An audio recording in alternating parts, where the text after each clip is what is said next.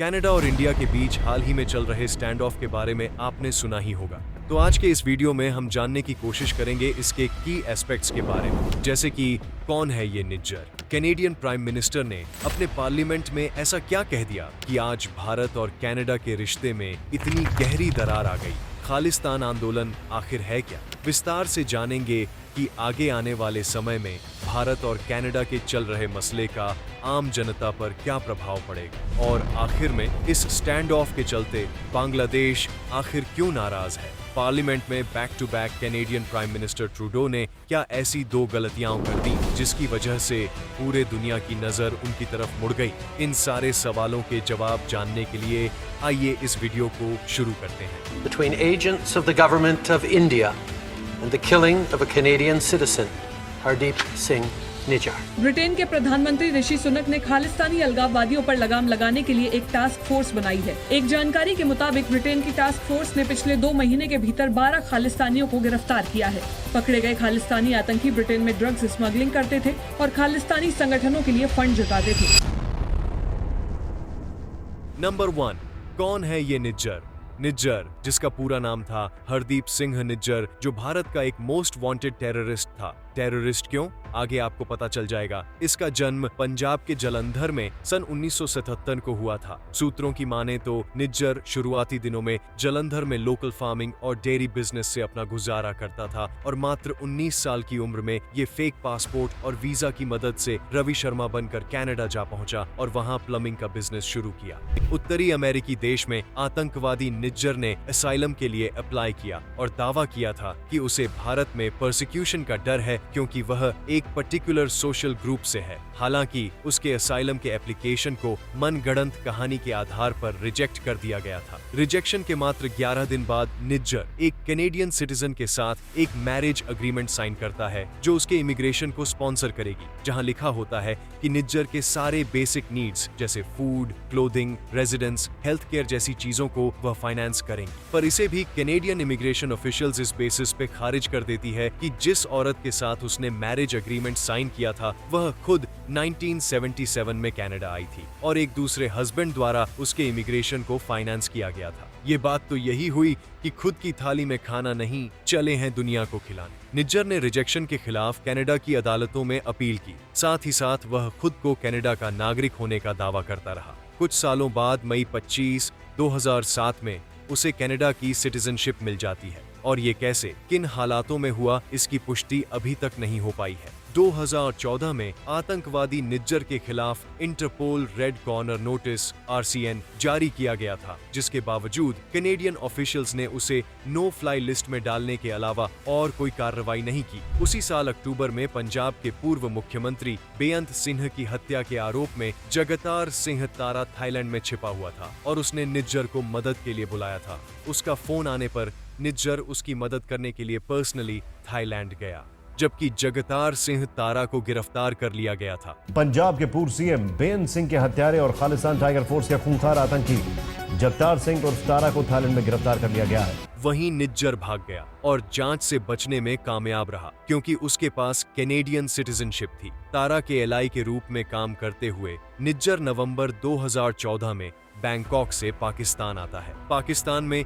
निज्जर को खालिस्तानी एक्सट्रीमिस्ट्स के लिए सीक्रेट ट्रेनिंग कैंप्स ऑर्गेनाइज करने के लिए देश की स्पाई एजेंसी ISI द्वारा ट्रेन और असिस्ट किया जाता है। निज्जर का नाम पंजाब में कई टारगेटेड किलिंग्स करवाने के साथ साथ कई अन्य आतंकी घटनाओं में सामने आता है। 2018 में ट्रूडो जब भारत के पंजाब में किसी दौरे के दौरान आते हैं तो पंजाब के पूर्व मुख्यमंत्री अमरेंद्र सिंह उन्हें personally most wanted list hand over करते हैं, जिनके कनाडा में होने की पुष्टि की गई थी। उसमें निज्जर का नाम भी शामिल था। निज्जर और एक आतंकवादी अर्शदीप के साथ मिलकर एक टेरर गैंग बनाता है। वे और भी 4 लोगों को शामिल करते हैं। ये गैंग दूसरे धर्मों के लोगों को किडनैप और मार डालने जैसी वारदातों को अंजाम देने बनाया गया था ताकि पंजाब के सभी कम्युनिटीज के लोगों में दरार आ सके और एक दहशत का माहौल बना रहे। सूत्रों के मुताबिक निज्जर और अर्शदीप लोगों को वीजाज, कनाडा में अच्छी इनकम करने के मौके जैसे कई लालच देकर लोगों को टेरर एक्ट्स परफॉर्म करने पर मजबूर कर देते थे। तो ये हो गया पहले सवाल का जवाब कि कौन है ये निज्जर और इसे आतंकवादी घोषित किए जाने की कहानी।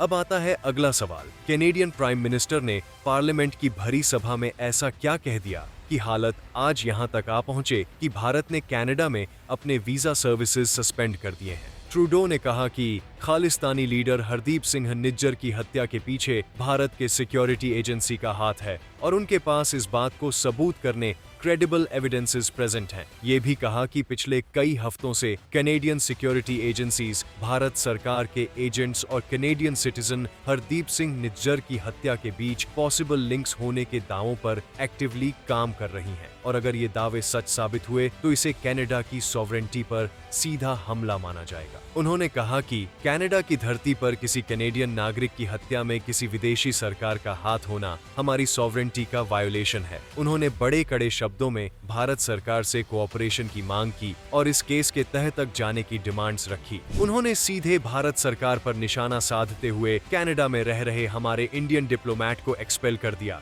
बदले में भारत ने भी दिल्ली से कैनेडियन सीनियर डिप्लोमेट को 5 दिन के अंदर अंदर देश खाली करने के आदेश दे दिए। और सबसे ज्यादा सरप्राइजिंग बात तो ये है कि इतने बड़े देश के प्रधानमंत्री ने इतनी बड़ी बात बिना किसी सॉलिड एविडेंस के यूं ही कह दी। कनाडा के पॉपुलेशन का 3% हिस्सा भारतीयों से बना है और एक आदमी के मर्डर पे, जो कि एक एस्टैब्लिश्ड टेररिस्ट था, दुनिया के दूसरे सबसे बड़े देश के प्रधानमंत्री द्वारा ऐसी बात बोल देना, मैं तो कहता हूँ खुद के पैरों पर कुल्हाड़ी मारने के समान है। दूसरे देश के दूत को यूं एक्सपेल कर देना दोनों देशों के रिश्ते बिगड़ने का कड़ा प्रमाण होता है, जिसके शिकार होते हैं उन देशों में रह रहे आम लोग। तो अब बात करते हैं खालिस्तान के बारे में। हम आपको ब्रीफ में बताने की कोशिश करेंगे कि इसकी शुरुआत कहां से हुई थी और क्यों। खालिस्तान मूवमेंट एक अलग सिख स्टेट बनाने की लड़ाई है जिसकी आग बरसों से सुलग रही है। भारत में इसकी डिमांड और गहरी होती चली गई जब खालिस्तान की मांग करने वाले लोगों ने पंजाबी भाषा बोलने वाले लोगों के लिए एक अलग स्टेट बनाने की मांग रखी।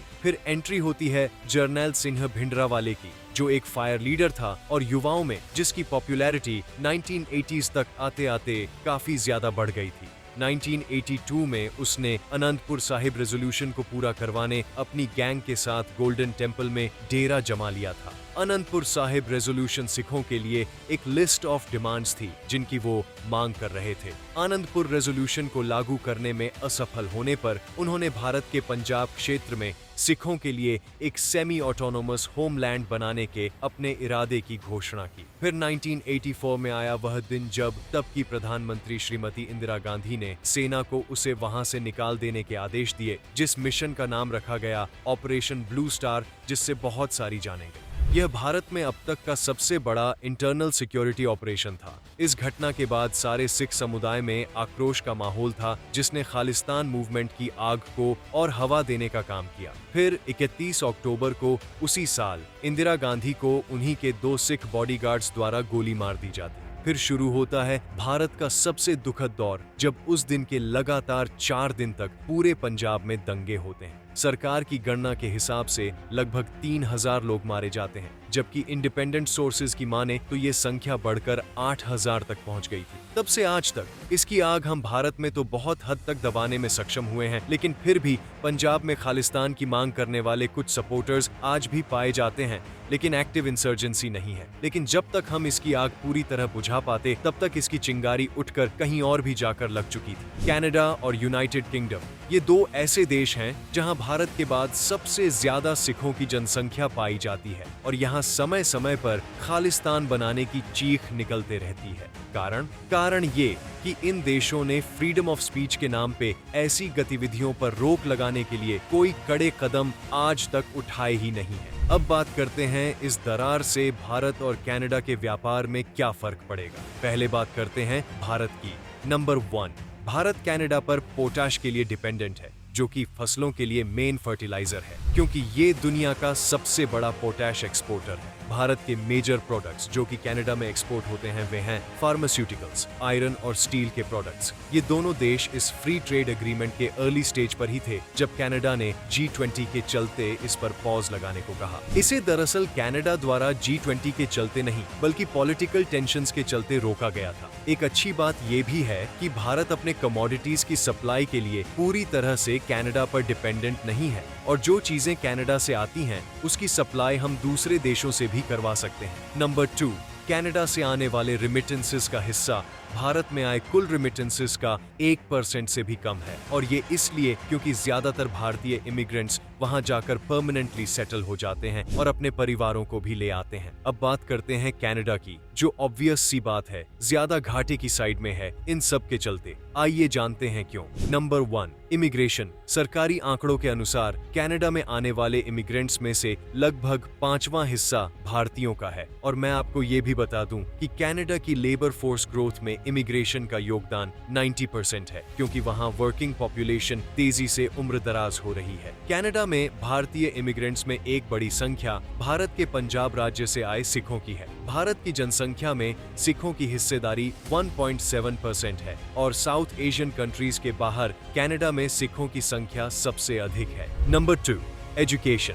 कनाडा में हायर एजुकेशन करने वाले इंटरनेशनल स्टूडेंट्स में भारतीयों की संख्या सबसे ज्यादा है। कनाडा में लोकल मीडिया के अनुसार 2022 में भारत से आए स्टूडेंट्स कनाडा में आए कुल फॉरेनर स्टूडेंट्स का लगभग 28% थे। ग्लोबल अफेयर्स कनाडा के लेटेस्ट अवेलेबल रिकॉर्ड से पता चलता है कि 2019 में अकेले इंटरनेशनल स्टूडेंट्स ने कनाडा के जीडीपी में 1.3% का योगदान दिया था। अब बात करते हैं कि कनाडा या भारत किसे इस स्टैंड ऑफ से ज्यादा झटका मिलेगा। जाहिर सी बात है सफर दोनों ही देशों को करना होगा, लेकिन अगर हम नुकसान की बात करें तो इस स्टैंड ऑफ के चलते कनाडा को सीधा नुकसान इस तरह से पहुंच सकता है। कनाडा में इंटरनेशनल स्टूडेंट्स में सबसे बड़ा हिस्सा भारतीयों का है। वे न केवल कैनेडियन इकोनॉमी में अरबों डॉलर का इन्वेस्ट करते हैं बल्कि इसके रियल एस्टेट सेक्टर और गिग इकोनॉमी को भी बढ़ावा देते हैं। यदि भारत अपने यहाँ से स्टूडेंट्स को भेजने पर रोक लगाने का डिसीजन लेता है तो इससे कनाडा को भारी नुकसान हो सकता है। कनाडा सरकार के आंकड़ों के मुताबिक वर्तमान में कनाडा में 8 लाख इंटरनेशनल स्टूडेंट्स में से लगभग 40% भारतीय हैं। भारतीय स्टूडेंट्स द्वारा दी जाने वाली फीस प्राइवेट कॉलेजेस द्वारा कैनेडियन स्टूडेंट्स से ली जाने वाली फीस से 3 से 5 गुना अधिक है। एक तरह से कनाडा का पूरा प्राइवेट कॉलेज इकोसिस्टम भारतीयों द्वारा फंडेड है और अगर भारत सरकार ने इस पर अंकुश लगाने का फैसला किया तो यह इकोसिस्टम ध्वस्त हो जाएगा। कनाडा की ऑडिटर जनरल बॉनी लाइसिक ने 2021 की एक रिपोर्ट में कहा कि ऐसा जोखिम सरकार के नियंत्रण से बाहर है। रिपोर्ट में कहा गया है कि अगर कुछ देशों के स्टूडेंट्स अपनी एजुकेशन के चलते कनाडा अगर नहीं जा पाएंगे तो रेवेन्यू में अचानक और भारी गिरावट आ सकती है। और जरा कल्पना करें कि यदि वह देश भारत हो तो 40% इंटरनेशनल स्टूडेंट्स का योगदान देने वाला भारत। आप खुद ही अपने आसपास के जान पहचान के लोगों को देखकर अंदाजा लगा सकते हैं। आपका कोई दोस्त या कजन अभी जरूर कनाडा में होगा। हाल ही में द ग्लोब एंड मेल के एक आर्टिकल ने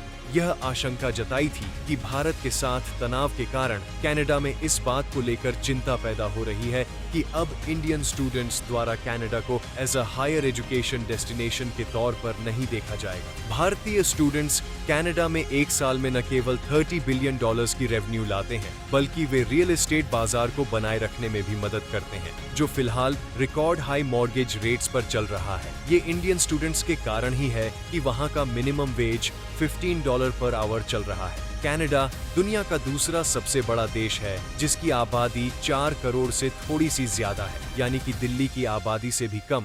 तो सोचिए यदि उस मार्केट से इंडियन स्टूडेंट्स के लेबर को हटा दिया गया तो वहाँ मिनिमम वेज की दर आसमान छूने लगेगी। इसका एक एग्जाम्पल देना चाहूंगा। पत्रकार जमाल खशोगी की हत्या के बाद डिप्लोमेटिक फ्यूड के कारण 15,000 से अधिक छात्रों को कनाडा छोड़ने का आदेश देने के सऊदी अरब के फैसले से कैनेडियन इकोनॉमी को करोड़ों डॉलर्स का नुकसान हुआ था। G20 समिट के चलते प्रधानमंत्री जस्टिन ट्रूडो की दिल्ली यात्रा के दौरान उन्हें एक अच्छा अवसर मिला था भारत के साथ विकसित हुए खराब संबंधों को सुधारने के लिए, लेकिन कनाडा का खालिस्तानी एलिमेंट्स के प्रति झुकाव के चलते उन्होंने रिश्ते सुधारने के तरफ कोई हामी नहीं भरी। वास्तव में तब से हमारे संबंधों में तीव्र गति से गिरावट आई है। यह भी सामने आया कि ट्रूडो ने G20 समिट के दौरान भारत द्वारा पेश किए गए प्रेसिडेंशियल स्वीट को भी मना कर दिया और वे 5 स्टार होटल के एक ऑर्डिनरी कमरे में रुके थे। अब बात करते हैं कि आखिर हमारा पड़ोसी देश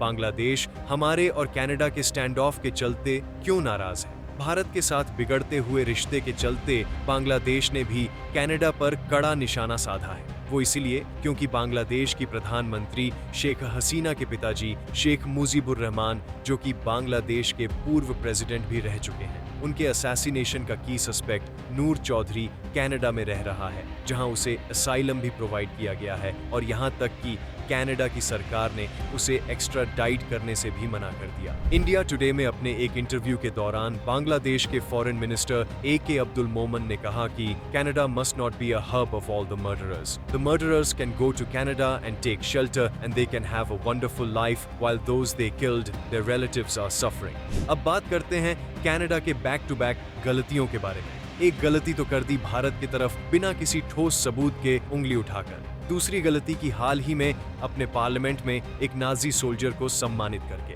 जी हाँ दोस्तों, अभी कुछ दिनों पहले ही कनाडा ने अपने पार्लियामेंट में 98 वर्षीय यारोस्लाव हुंका को बुलाकर तालियों के साथ खड़े होकर उनका स्वागत हीरो कहकर किया। आपको बता दूं कि यारोस्लाव हुंका वर्ल्ड वॉर 2 में नाजी के तरफ से लड़े थे। वे नाजी रेजिम के एक सोल्जर थे। उन्हें ये कहकर सम्मानित किया कि वे एक यूक्रेनियन कैनेडियन अनुभवी व्यक्ति हैं, जिन्होंने रशियंस के खिलाफ यूक्रेन की स्वतंत्रता के लिए लड़ाई लड़ी और आज 98 वर्ष की आयु में भी सैनिकों का समर्थन करना जारी रखा है। उन्हें यूक्रेनियन प्रेसिडेंट के प्रेजेंस में सम्मानित किया गया। जब ये खबर फैली तो friends of Simon Wiesenthal Center for Holocaust Studies ने यारोस्लाव हुंका के पास्ट के बारे में जानकारी दी और फिर ये खबर पूरे दुनिया भर में वायरल हो गई और बहुत सारे देशों ने कैनेडियन सरकार से माफी मांगने को कहा। विवाद इतना बढ़ गया कि इसको लेकर कैनेडियन पार्लियामेंट के स्पीकर एंथनी रोटा इस्तीफा दे चुके हैं। कुछ दिनों पहले ही जस्टिन ट्रूडो ने भी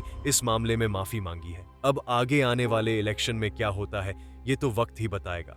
उम्मीद करता हूं कि ट्रूडो की डिप्लोमेटिक ब्लंडर को देखकर दूसरे देशों ने भी सीख ली होगी। तो दोस्तों, जाहिर सी बात है, जो हुआ अच्छा नहीं हुआ और होना भी नहीं चाहिए था, लेकिन आशा करता हूं कि आगे कनाडा की जो भी सरकार बने वह भारत के साथ रिलेशन सुधारने की तरफ अच्छा काम करे, ताकि आम जनता को दोबारा ऐसा माहौल देखना न पड़े। अगर आपको हमारा ये वीडियो अच्छा लगे तो हमारे इस प्रयास को लाइक करना बिल्कुल ना भूलें। हम आपके लिए ऐसी इन्फॉर्मेशन लाते रहेंगे, तो अपडेटेड रहने के लिए सब्सक्राइब कीजिए हमारे चैनल को।